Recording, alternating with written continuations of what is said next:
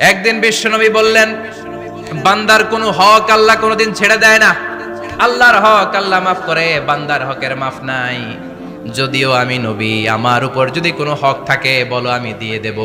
কোন সাহাবী দাঁড়ায় না। এক সাহাবী দাঁড়িয়ে বলল, নবী, যুদ্ধের ময়দানে চাবুক চালানোর সময়, লাঠি চালানোর সময় এক কাফেরকে মারতে যেয়ে আপনার লাঠির বাড়ি আমার পিঠের মধ্যে পড়েছে।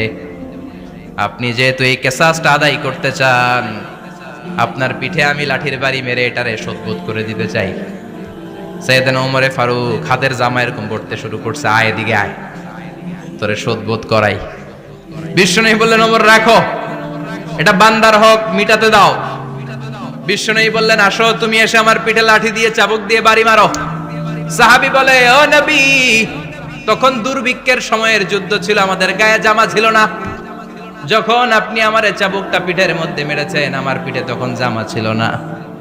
আপনি যদি যথা নিয়মে কিসাসটা আদায় করতে চান, আপনার জামাটা খুলেন, খালি পিঠের মধ্যে বাড়িটা মারিস। এবার আর ওমরে ফারুককে ধরে কে? এদিকে আয়, তোরে দেখাইতেছি। বিশ্বনবী বললেন, ওমর থামো, মারতে দাও। বিশ্বনবী উনার জুব্বাটা উপরের দিকে উঠালেন, পিঠের মধ্যে বাড়ি দেওয়ার জন্য ওই সাহাবীকে ডাকলেন। ওই সাহাবী বিশ্বনবীকে পিছন দিক থেকে জড়িয়ে ধরে ওই মোহরে নবুয়তের মধ্যে চুমু দিয়ে ফেলেছে। সাহাবী বললেন, নবী গো, এই নাটক করার জন্য আপনি আমারে মাফ করে দিয়েন। আপনি বিশ্বনবী, উদম গায়ে আপনারে দেখা যায় না, খালি গায়ে আপনারে দেখা যায় না। শুনেছি আপনার পিঠের মধ্যে মোহরে নবুয়ত আছে। অনেক দিনের সাধনা, জল্পনা কল্পনা, আপনার মোহরে নবুয়তে আমার ঠোঁটটা আমি লাগাবো। আপনার মোহরে নবুয়তের মধ্যে আমার ঠোঁটটা লাগিয়ে আমার ঠোঁটটারে আমি জাহান্নাম থেকে পরিত্রাণ করাবো। এজন্য প্ল্যান প্রোগ্রাম করে এতক্ষণ আপনার জামাটা খুলতে বলেছি। আপনার উপরে আমার কোনো হক নাই। আমার আব্বা মা, আমার সম্পদ, আমার জীবন আপনার জন্য কোরবান গো নবী। বিশ্বনবীর পিঠে বাম দিকে খাতামুন নবুয়া ছিল, মাহরে নবুয়া। কোন বর্ণনা এসেছে উনি এই মাহরে নবুয়া দিয়ে পিছন দিকে দেখতেন। বিশ্বনবী যখন নামাজ পড়তেন উনি বলতেন, ইস্তাকিমু ওয়া'তাদিলু ইয়ারহামুকুমুল্লাহ, কাতার সোজা করো, ফাঁকা জায়গা বন্ধ করে দাও। কারণ আমি সামনে যেমনি দেখি, পেছনেও তেমনি দেখি। অনেকে বলেন বিশ্বনবী পেছনে দেখতেন এই মাহরে নবুয়তের জায়গাটা দিয়ে। এটা ছিল বিশ্বনবীর behind CC camera, behind close circuit camera. আল্লাহু আকবার। বিশ্বনবী ছাড়া কোন নবীর পিঠে এরকম মাহরে নবুয়া ছিল নাকি? কথা বলেন। এজন্য ওই নবীরে গালি দিলে সহ্য হয়? কথা বলেন, সহ্য হয়? আবিয়াদুল ইবতাইন, বগল ছিল শুভ্র সাদা। আমাদের বগল কি সাদা? দুর্গন্ধ, কুৎসিত, কালো, তাই না? বিশ্বনবীরটা কালো? কথা কোন? শুভ্র সাদা।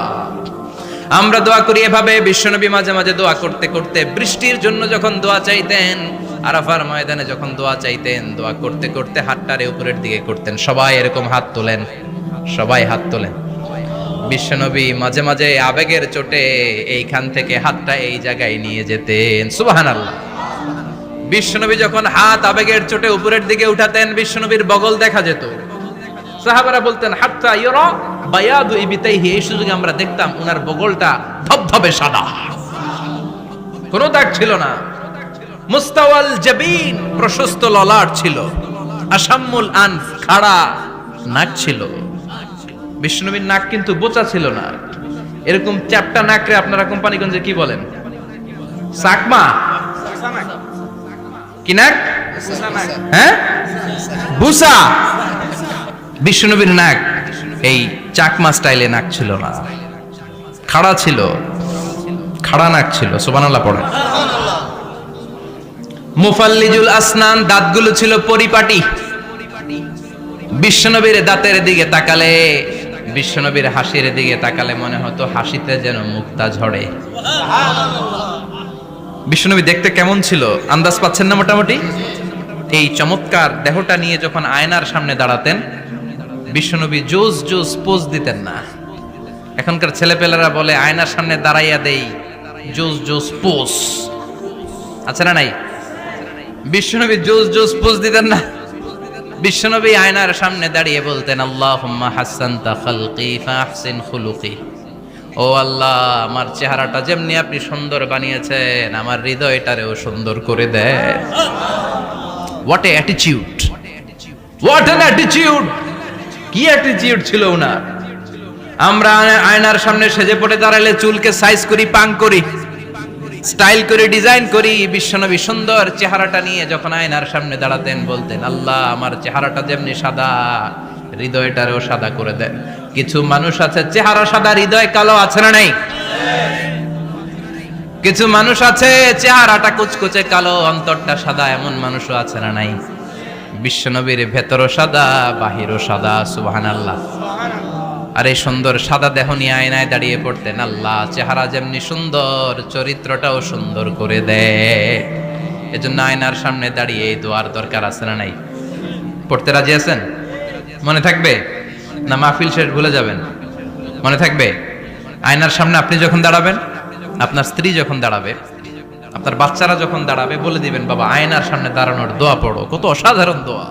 পড়েন আওয়াজ করে আমার সাথে, আল্লাহুম্মা হাসানতা খালকি ফাআহসিন খুলুকি, আল্লাহুম্মা হাসানতা খালকি ফাআহসিন খুলুকি। এর মানে, আল্লাহ, আমার চেহারাটা করেছো সুন্দর, আমার আচরণ, আমার চরিত্রটাও সুন্দর করে দাও। চিৎকার করে পড়েন আমিন। তাহলে বিশ্বনবীর ব্যাপারে 3টা কথা আমরা শুনবো বলেছিলাম, প্রথমটা শুনে ফেলেছি। মানে উনি দেখতে কেমন ছিল, উনি দেখতে কেমন ছিল, এর মধ্যে আমাদের আমলের কিছু নাই, শুধু বর্ণনা করা আর শোনা আর বিশ্বনবীকে ভালোবাসা, ঠিক কিনা? কারণ উনার না খাড়া, আমার তো খাড়া নাও হইতে পারে। উনি সুন্দর, আমি তো শ্যামলা হইতে পারি, কারণ এটা আল্লাহর দেয়া পরীক্ষা, ঠিক কিনা? দ্বিতীয় পয়েন্ট থেকে আমাদের আমল শুরু। দ্বিতীয় পয়েন্ট ছিল বিশ্বনবীর আচরণগত বৈশিষ্ট্য। আমার নবীর বিহেভিয়ার কেমন ছিল, কন্ডাক্ট সিস্টেম কেমন ছিল, ম্যানার কেমন ছিল, মানুষের সাথে কমিউনিকেশনটা কেমন ছিল, ব্যবহারিক জীবনটা কেমন ছিল, এগুলো আমল করার দরকার আছে না নাই? কষ্ট হচ্ছে? কষ্ট হচ্ছে? মনোযোগ আছে তো? মনোযোগ আছে না গেছে? আমরা এবার শুনবো বিশ্বনবীর আচরণ কেমন ছিল। বিশ্বনবী যখন রাস্তা দিয়ে হাঁটতেন, ইয়ামশি হাউনান, বিনয়ের সাথে হাঁটতেন। ইয়ামশি হাউনান, রহমানের বান্দারাও বিনয়ের সাথে রাস্তা দিয়ে হাঁটে, ঠিক কিনা?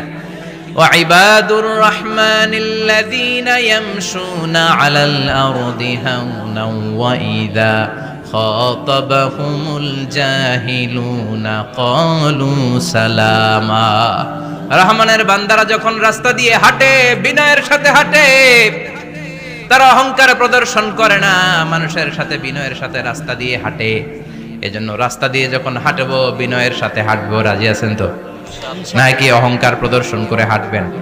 বিশেষ করে যুবকেরা, 3-4 জন যুবক একসাথে হলে রাস্তায় ওদের আর কারো হুঁশ জ্ঞান থাকে না, পুরো দুনিয়াটাই মনে হয় দুনিয়াটাই আমার, আছে না নাই?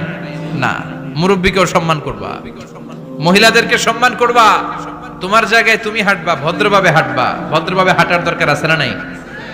উনি মুরব্বী, একদিন উনিও তোমার মতো যুবক ছিল, ঠিক কিনা? এই যে আমার কালো দাড়ি, আজীবন কালো থাকবে? কথা বলেন। উনার সাদা দাড়ি, ছোটবেলায় মনে সাদা দাড়ি নিয়ে আসছিল না?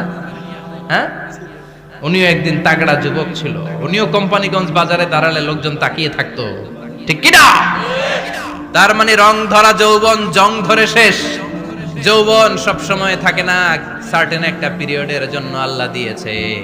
এজন্য যুবক ভাইরা, তোমাদের রক্ত গরম, তোমাদেরকে বিনয়ী হতে হবে বেশি, ঠিক কিনা?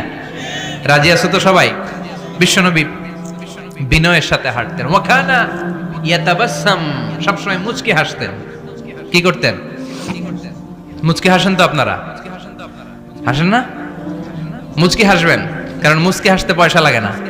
লাগে? মুচকি হাসি দেন তো একটা। এই যে সবার এখন মুচকি হাসি, পয়সা লাগছে? কথা কর।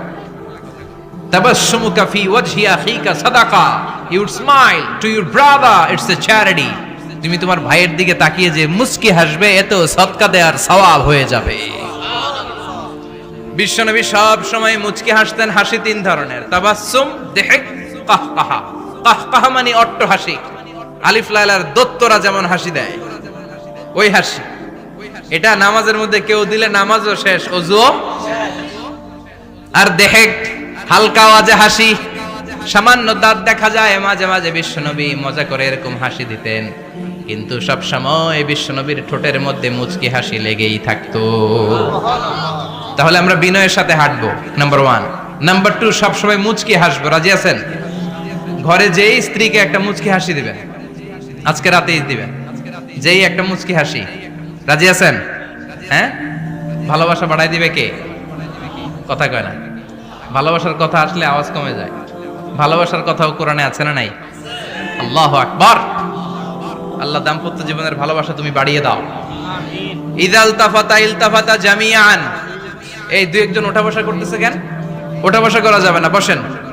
আর অল্প কয়েক মিনিট কথা বলবো। এখানে তো অনেক বিশৃঙ্খল, আমি তো বলতেছি না কিছু, অনেক বিশৃঙ্খল হয়ে গেছে মাহফিলটা। ওঠা বসা করা যাবে না, বসেন। 2-4 মিনিট কথা বলে আমরা একসাথে বিদায় নিব। কারণ এই মাহফিলগুলোর একটা সৌন্দর্য আছে, আপনি ওঠা বসা করলে সৌন্দর্যটা নষ্ট হয়। আপনি কি মনে করছেন শুধু এই মিডিয়া কর্মীরাই ভিডিও করে, ফেরেশতাদের ভিডিও নাই? ওয়া কুল্লা শাইইন আহসাইনাহু ফি ইমামিম মুবিন। ফেরেশতাদের ভিডিও ক্যামেরার নাম ইমামুম মুবিন। সুবহানাল্লাহ পড়েন। এই ইমামুম মুবিন নামক ক্যামকর্ডার, এটা দিয়ে তারা রেকর্ড করে নিয়ে যায়। এজন্য ওঠা বসা করলে এটা সুন্দর লাগবে। কথা বলেন। আর উঠবেন কেউ? আর কয়েক মিনিট কথা বলবো, আমরা কেউ উঠবো না ইনশাআল্লাহ। পড়েন। ইদাল তাফাতা ইলতাফাতা জামিআন। বিশ্বনবীর যদি ডানে বায়ে কোথাও তাকানোর দরকার হতো, উনি আর চোখে তাকাতেন না। অনেকে এইভাবে বসে আছে, ডানে এমনে তাকায়, এমনে আছে না নাই? এইভাবে এমনে তাকায়, আছে না নাই? এইভাবে তাকানো যাবে না। বিশ্বনবী ডানে তাকানোর দরকার হলে ইলতাফাতা জামিআন, অ্যাবাউট টার্ন, ঘুরে যেতেন, ঘুরে এইভাবে তাকাতেন। আবার বায়ে তাকানোর দরকার হলে বুকটা নিয়ে, শরীরটা নিয়ে ঘুরে যেতেন, এইভাবে তাকাতেন। সুবহানাল্লাহ পড়বেন না? আর চোখে তাকানো কি ভালো স্বভাব? বিশ্বনবী ইদাল তাফাতা ইলতাফাতা জামিআন, যেদিকে তাকাবেন ওদিকে ফুল্লি মনোনিবেশ করতেন, তারপরে তাকাতেন। সুবহানাল্লাহ পড়েন। ওয়া কানা মুস্তাহিয়ান, লাজুক ছিলেন, বেশ লাজুক। এখন সমাজে লাজুকতা নাই, লাজ শরম আমরা হারাতে বসেছি, ঠিক কি না? বিশ্বনবী আসাদ্দু হায়াআন মিনাল আযরা ফি খিদরিহা, যেই মেয়েদের বিয়ে হয় নাই, এমন ভার্জিন নারী, কুমারী নারী যারা পর্দার ভেতরে অনেক লাজুক হয়ে বসে থাকে, বিশ্বনবী পর্দার আড়ালে ওই কুমারী নারীদের চাইতেও বেশি লাজুক ছিলেন। এত লাজুক ছিলেন, এত লাজুক ছিলেন, লজ্জা পেলে চেহারাটা বিশ্বনবী লাল হয়ে যেত। ছোট্টবেলায় হালিমাতুস সাদিয়ার বাড়িতে যখন দুধ খেতে গিয়েছিলেন, বিশ্বনবীর দুধ মা হালিমাতুস সাদিয়া বলে, এই কুরাইশি মুহাম্মদ ছেলেটাকে কখনো কাঁদতে দেখি নাই। ক্ষুধা লাগলেও কাঁদে না, ব্যথা পেলেও কাঁদে না, শুধু লজ্জাস্থানের জায়গা থেকে কাপড়টা একটু সরে গেলে ছোট্ট মুহাম্মদ চিৎকার দিয়ে ওঠে। কি বুঝে সে? ক্ষুধা লাগলেও কাঁদতো না, ব্যথা পেলেও কাঁদতো না, লজ্জাস্থানের জায়গা থেকে কাপড় সরে গেলে বিশ্বনবী চিৎকার দিয়ে উঠতেন। সুবহানাল্লাহ পড়েন। এজন্য লজ্জা শরমের দরকার আছে না নাই? ইযা লাম তাস্তাহি ফাসনা মা শিতা। যদি লজ্জা শরম না থাকে, যা মন চাই তাই করতে পারো। এটা আমাদের বাংলাদেশে ব্যাপক। লাজ শরম কিচ্ছু নাই, যে যেটার যোগ্য না সে সেইটা করতে যায়, ঠিক কি না? এই যে হিরো আলমের মনোনয়ন নিয়ে টানাটানি, কোনো লজ্জা শরম আছে? আমার যোগ্যতা থাকতে হবে না? আমাকে রাজনীতি জানতে হবে না? আমাকে যদি আজকে বলে মিজানুর রহমান আজহারি আপনি অনেক কোয়ালিফাইড লোক, আপনি কালকেই দেশের প্রধানমন্ত্রী, আমি ওই জায়গায় বেহুশ। কারণ আমার নাই কোনো রাজনৈতিক জ্ঞান, নাই কোনো ডিপ্লোম্যাটিক জ্ঞান, নাই কোনো কূটনৈতিক জ্ঞান, এই কাজ আমার নয়। এজন্য লাজুকতার বড় দরকার। যেখানে যার বসা দরকার সে সেখানে যাবে। কিয়ামতের আগে যেই লোক যেই চেয়ারে বসার দরকার ওই লোক ওই চেয়ারে বসবে না। এটা হলো কিয়ামতের আলামত। জোরে কোন ঠিক কিনা? সভাপতি হওয়ার যোগ্যতা নাই, সভাপতি হয়, আছে না নাই? সেক্রেটারি হওয়ার যোগ্যতা নাই, সেক্রেটারি হয়, এরকম সমাজে আছে না নাই? নেতা হওয়ার যোগ্যতা নাই, নেতা হয়, আছে না নাই? সবগুলো কিয়ামতের আলামত। আমার বিশ্বনবী এমন লাজুক ছিলেন, বিশ্বনবীর মতো এমন লাজুক নবী আর কেউ ছিল নাকি? কথা বলেন।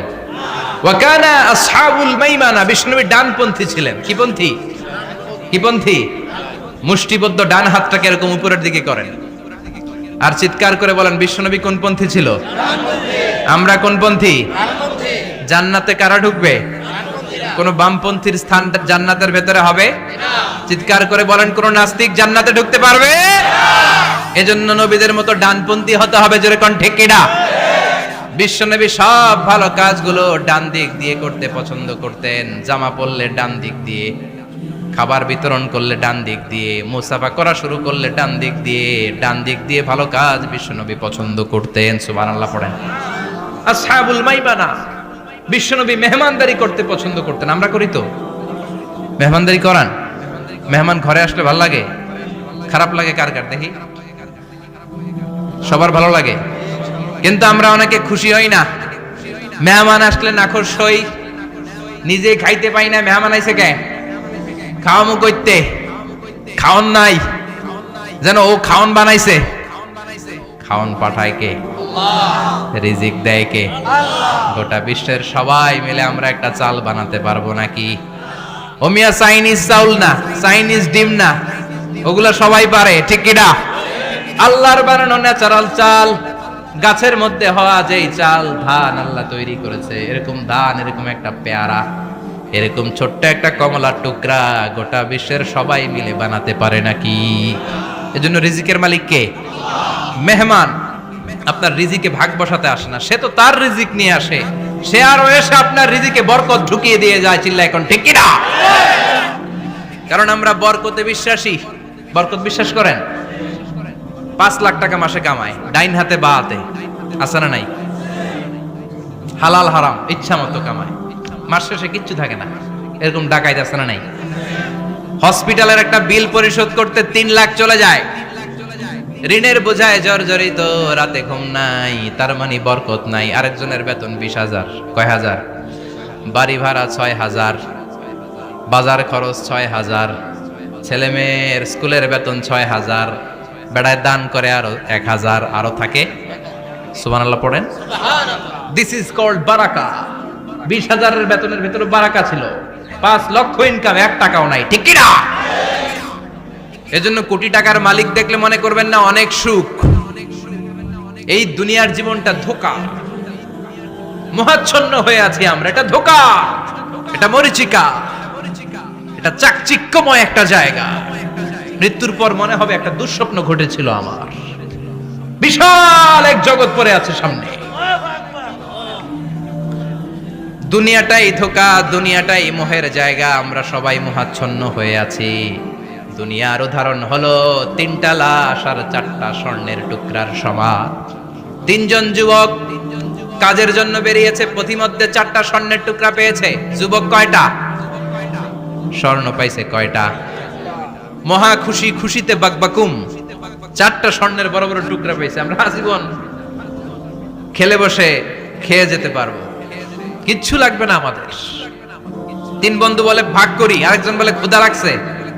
একজন যা বাজার থেকে রুটি কিনে নিয়ে আয়, খাওয়ার পরে ভাগ করবো। একজন রুটি কিনতে গেল, শয়তান 2টারে বুঝায়, ওইটারে মারতে পারলে ভাগ বটোয়ারা সহজ হবে। তোরা 2 জন স্বর্ণ 4টা, তুই নিবি 2টা, ও নিবে 2টা। হিসাব সহজ না? 2 বন্ধু প্ল্যান করছে, ওইটারে মাইরা তুই 2টা, আমি 2টা। যেটা রুটি আনতে গেছে প্ল্যান করেছে, রুটির মধ্যে বিষ মিশায় নেই। কি মিশাবো? বিষ। তাহলে বিষ খাওয়া রুটি খেয়ে ওই 2টা সে সব পাবে, আমি পাবো।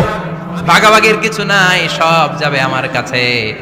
4টা স্বর্ণের টুকরার মালিক আমি। রুটির মধ্যে বিষ মেখে নিয়ে এসেছে, ওই 2 বন্ধু প্ল্যান অনুযায়ী ওইটারে ধরে মেরে ফেলছে। এবার মহা খুশি। এক বন্ধু কয়, এবার তো ভাগ বটর আর কিছু নাই, তুই 2টা, আমি 2টা, আগে খাইয়া লই। আগে খাওয়ার পরে এই 2টাও নাই। 3টা লাশ, 4টা স্বর্ণের টুকরা। এটাই তো দুনিয়ার জীবন, ঠিক কিনা? আসল জীবন কবর থেকে শুরু হবে, কোন ঠিক কিনা? একদিন মাটির ভেতরে হবে ঘরে মন আমার, কেন বাঁধো দালান ঘরে মন আমার, কেন বাঁধো দালান ঘর, ঠিক কিনা? দুনিয়ার জীবন আসল জীবন না, এটা মরিচিকা, এটা ধোঁকা, এটা মোহ, এটা শয়তানের চাকচিক্য। আসল জীবন কবরের জীবন। আসল জীবন সামনে পড়ে আছে, জন্য বরকতে বিশ্বাস করি আমরা, ঠিক কিনা? ল্যান্ড ক্রুজার দাপিয়ে বেড়ায়, বড় বড় টাওয়ারের মালিক, অনেক সম্পদের মালিক। এটা দেখেই মনে করবেন না অনেক সুখে আছে, ঘরে যেয়ে দেখেন কোনো সুখ নাই, ঠিক কিনা? সাধারণত টাকা যার বেশি, দুঃখ তার বেশি, টাকা যার কম, সুখ তার বেশি। সুবহানাল্লাহ পড়েন। আল কানাআতু মিনাল ইসলাম। এজন্য আমার শ্রমিক ভাইয়েরা, আপনাদের এক পা জান্নাতে এমনি ঢুকে আছে। নামাজ পড়বেন, মা বাবার খেদমত করবেন, ইসলামের নিয়মগুলো মানবেন, দ্বিতীয় পাটাও জান্নাতে ঢুকায় দিবে কে? আর যারা কোটি কোটি টাকার পাহাড় বানিয়েছে, ওদের হিসাবের ফিরিস্তি অনেক বড়। বিশাল বাড়ির মালিক, ল্যান্ড ক্রুজার চালায়, সেভরলেট চালায়, পোরশে, ফারারে, ল্যাম্বরগিনি চালায়, আছে না নাই? ঘরে সুখ নাই, রাতে ঘুম নাই, টেনশন আর টেনশন, 4টা ট্যাবলেট খেয়ে আধা ঘন্টা ঘুমাতে পারে না, এরকম ধনী আছে না নাই? সব ধনীরা আবার এক পাল্লায় মাইপেন না। হালাল পন্থায় মাথার ঘাম পায়ে ফেলে যেই ধনী ব্যবসায়ীরা বড় লোক হয়েছে, ওদের ঘরে ঠিকই শান্তি আছে। তার মানে টাকা যার বেশি, ওষুধ তার বেশি, কিচ্ছু খেতে পারে না। দেখবেন ধনীদের খাবারের ডায়েটে থাকে ভেজিটেবলস আইটেম, ঠিক কিনা? এমনি হজম হয় না, আবার ডাক্তারের কাছে গেলে বলে কিচ্ছু খাবেন না, খালি ঘাস খাবেন। কি খাবেন? মানে ভেজিটেবল খাবেন, সবজি খাবেন তো সুস্থ থাকবেন, আছে না নাই? ঘুম নাই, শান্তি নাই। এই যে কোম্পানিগঞ্জ বাজারের যারা কুলি মজুর শ্রমিক, এদের ঘুমে ঝামেলা আছে? কথা বলেন। ধনী পয়সাওয়ালা কোটিপতি, সে ঘুমের ট্যাবলেট খায়, ঘুমের জন্য যে ট্যাবলেট লাগে রিকশাওয়ালা ওইটাই জানে না, ঠিক কিনা? 1000 কোটি টাকার মালিক হলে বাড়ি কিনা যায়, গাড়ি কিনা যায়, সুখ কিনা যায় না। কোম্পানিগঞ্জ বাজারে সুখ বিক্রি হয় এমন দোকান আছে নাকি? কথা কন, একটাও নাই। কি করলেন আপনারা? সুখের দোকান দিতে পারলেন না? কি আজীব তামাশা! টাকা দিয়ে সুখ কিনা যায় না, গাড়ি কিনা যায়, বাড়ি কিনা যায়, কিন্তু সুখ নো ওয়ে, কেনা যায় না। টাকা হলে জাজিম কিনা যায়, বালিশ কিনা যায়, ঘুম কিনা যায় না। ঘুম কিনা যায়? ফার্মেসিতে ডাক্তারের কাছে যে যদি বলেন 2000 টাকার ঘুম দেন, দিবে? ডাক্তার কি বলবে? ধুরু মিয়া, আমারই ঘুম আসে না, তোমারে আমি ঘুম বিক্রি করব। আচ্ছা না নাই? শ্রমিক ভাই, রিকশাওয়ালাদের ঘুমের ঝামেলা নাই, যেখানে রাই তো ওইখানেই, যেখানে রাই তো ওইখানেই কাই। ওর মাথা লাগতে দেরি বিছানায়, নাক ডাকতে দেরি হয়, ওর নাকের ডাকের আওয়াজে ট্রাকের ইঞ্জিনও ফেল, ঠিক কিনা? এজন্য আমরা বরকতে বিশ্বাসী। অল্প খাবো, অল্প পড়বো, অল্প জমাবো, অল্পের ভেতর বরকত দিয়েছে কে? এজন্য মেহমান আসলে বিশ্বনবী খুশি হতেন, আমরাও মেহমান আসলে খুশি হব। রাজি আছি না নাই? সবাই রাজি? মেহমানদারি করাবেন তো? এরপরে বিশ্বনবী ইনসাফ করতেন। কি করতেন? ইনসাফ করতেন। বিচার করার সময় বিশ্বনবী ইনসাফ করতেন। গোটা বিশ্বকে ইনসাফ শিখিয়েছেন বিশ্বনবী। আমাদের দেশেও তো ইনসাফ হয় না? হাইকোর্টে, সুপ্রিম কোর্টে, গ্রাম্য সালিশে আছে, আছে। আহকামুল হাকিমিনের দরবারে সবগুলো বিচার আবার বসবে। চিল্লায় বলেন ঠিক কিনা? অমিয়া দুনিয়াতে বিচারপতি বিচারের রায় দেয়, ওই বিচারপতিরও বিচার আছে না নাই? সবচেয়ে বড় বিচারপতির নাম কি? বিশ্বনবী ইনসাফ করে গোটা বিশ্বকে দেখিয়ে গেলেন কেমন করে বিচার করতে হয়। বিশ্বনবীর কাছে কখনো বিচার আসলে বিশ্বনবী দুই পক্ষের কথা শুনে রায় দিতেন। পড়েন সুবহানাল্লাহ। সব সময় দুই পক্ষের কথা শুনে রায়। এখন কি দুই পক্ষকে সমান প্রিভিলেজ দেয়া হয়? কথা বলেন। কারণ কোরআন দিয়ে বিচার হয় না। কোরআন দিয়ে বিচার হোক আমরা চাই কি চাই না?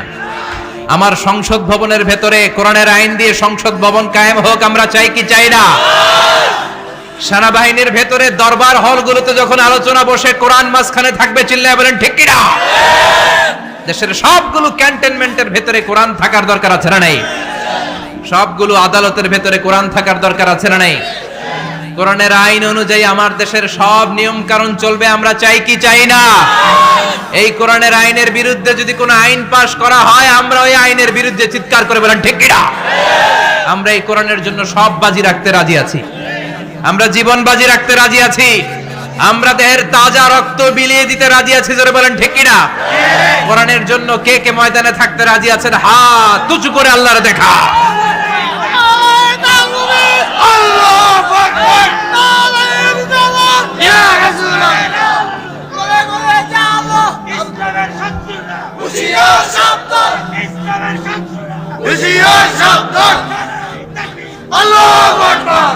আল্লাহ কোরআনের জন্য যে ভালোবাসাটাকে তুমি কবুল করো। আমরা যেন দেখে যেতে পারি যে এই দেশে কালেমার পতাকা পতপত করে উড়েছে। আমরা যারা ইসলামের পক্ষে, এটাই আমাদের অপরাধ। আমরা ইসলামকে একটা বিজয়ী শক্তি হিসেবে দেখতে চাই। আমরা ইসলামকে পার্লামেন্টের ভেতরে দেখতে চাই। আমরা কালিমার পতাকা পতপত করে উঠছে এটা দেখে যেতে মরতে চাই। চিল্লায় বলেন ঠিক কিনা? বিশ্বনবী ইনসাফ শিখালেন। বিচার আসলে দুই পক্ষের কথা শুনতেন। বিশ্বনবীর স্ত্রী সাউদা এসে বলে, নবী, আমি আপনার কুমারী বউ আয়েশার ঘরে তরকারি নিয়ে গিয়েছিলাম, ঝোল নিয়ে গিয়েছিলাম, কোন বর্ণনায় পায়েস নিয়ে গিয়েছিলাম। তরকারি দেওয়ার পরে আপনার স্ত্রী রেগে বলে, তরকারি দিলা কেন? আমি কি তরকারি রাঁধতে পারি না? আনলা কেন? রাগের চোটে তরকারির ঝোল নিয়ে পায়েস নিয়ে আমার গালের মধ্যে মাখিয়ে দিয়েছে আপনার বউ। আপনি তো শ্রেষ্ঠ বিচারক, ও নবী বিচার করে দেন। দুই বউয়ের মধ্যে ঝগড়া আছে না নাই? বিশ্বনবী সাউদার কথা শুনলেন, মা আয়েশাকে ডেকে পাঠালেন। মা আয়েশারে বললেন, ও আয়েশা, আসলে এমনটা করেছো নাকি? মা আয়েশা বলে, নবী, তখন আমার মেজাজটা বড্ড গরম ছিল, রাগের মাথায় ঝোল নিয়ে আমি সাউদার মুখে লাগিয়ে দিয়েছি। আসলে কাজটা ঠিক হয় নাই, আমারে ক্ষমা করেন। বিশ্বনবী দুইজনের কথা শুনে ঠান্ডা হয়ে বসলেন। সুবহানাল্লাহ। একজনের কথা শুনে রায় দেয় নাই, ঠিক কি না? দুইজনের কথা শুনে বিশ্বনবী বললেন, আমার আদালতের রায় হচ্ছে কিসাস, টিট ফর ট্যাট। যেমন করেছো তেমন, ঘুষি মারলে ঘুষি, গুতা মারলে গুতা, ঠেলা মারলে ঠেলা। আচ্ছা না নাই? সাউদাকে যেমনি তুমি পায়েস মাখিয়ে দিয়েছ, সাউদাও পায়েসের বাটি থেকে কিছু পায়েস নিয়ে আয়েশার গালে মাখো। সুবহানাল্লাহ পড়েন। সাউদাও বিশ্বনবীর রায় অনুযায়ী বাটি থেকে পায়েসের ঝোল নিয়ে মা আয়েশার গালের মধ্যে মেখে দিলেন। মা আয়েশা কি আর করবেন, হেসে দিলেন। সাইয়েদাতুনা সাউদাও হাসলেন, বিশ্বনবীও হাসলেন। আরশের উপর থেকে খুশি হয়ে গেল কে? আল্লাহ। এজন্য কোরআন দিয়ে যদি, কোরআনের নিয়ম দিয়ে যদি, বিশ্বনবীর শেখানো পন্থায় যদি বিচার হয়, ওই বিচারের মধ্যে ইনসাফ থাকবে, জুলুম থাকবে না। ওই বিচারের মধ্যে কোনো স্কাইপি কেলেঙ্কারি হবে না। আমাদের টেলিফোনের ফোনালাপ ফাঁস হয়ে যায়, স্কাইপি ফাঁস হয়ে যায়, অনেক ঝামেলা হয়ে যায়, আছে না নাই? এরপরেও জনগণের চোখ খোলে না। আল্লাহ, তুমি চোখ খোলার তৌফিক দাও, সহি সমঝ দান করো, পড়ে না আমিন।